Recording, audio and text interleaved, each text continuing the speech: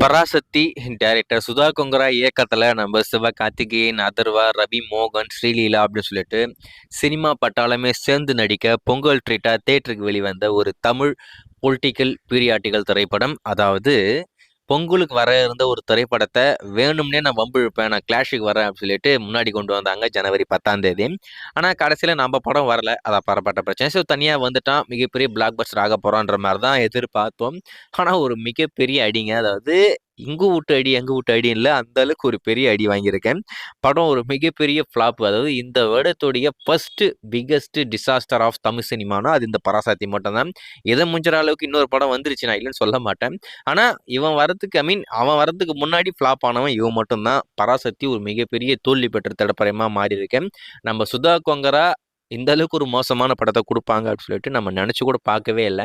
அதில் இன்னொரு முக்கியமான விஷயம் என்ன அப்படின்னு பார்த்தீங்கன்னா, இந்த படம் நார்மலாக எதனா வந்திருந்தா கூட கொஞ்சம் சுமாராக ஓடி இருக்கும் போல இருக்கு. நான் சும்மா வம்புக்கு சண்டைக்கு வரேன்னு சொல்லிட்டு வந்ததுனால போட்டு பொழந்து தள்ளிட்டாங்க. ஸோ இந்த படம் எப்போ டிஜிட்டலாக ஓடிடியில் வரும் அப்படின்ற மாதிரி எல்லாரும் காத்துக்கிட்டு இருப்பீங்க. இந்த படத்தோடைய ஓடிடி ரைட்ஸை பொறுத்த வரைக்கும் நம்ம ஜி5 தான் வாங்கியிருக்காங்க அப்படின்றது நம்ம எல்லாருக்கும் தெரிஞ்ச விஷயம் தான்.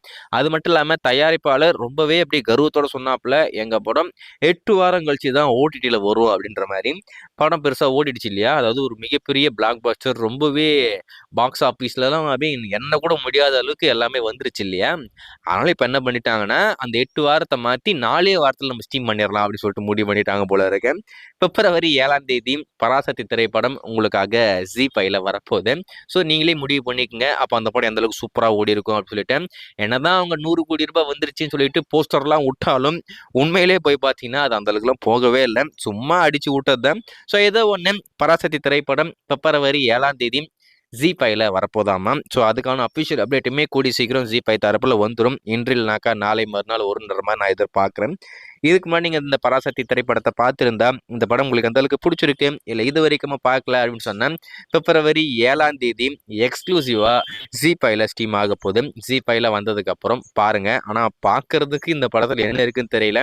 நிறைய விஷயங்களை சொதப்பி வச்சுருப்பாங்க, அந்த கதையை நேர்த்தியாக சொல்லியிருக்க மாட்டாங்க. தமிழ் புரட்சின்ற மாதிரி தான் தீ பரவுது அப்படின்ற மாதிரி சொன்னாங்களே, தீ பரவட்டும் ஆனால் தீ பொறி கூட வரல அப்படின்றது தான் உண்மை. அந்த அளவுக்கு ஒரு சூப்பரான ஒரு திரைப்படம் இந்த பராசக்தி.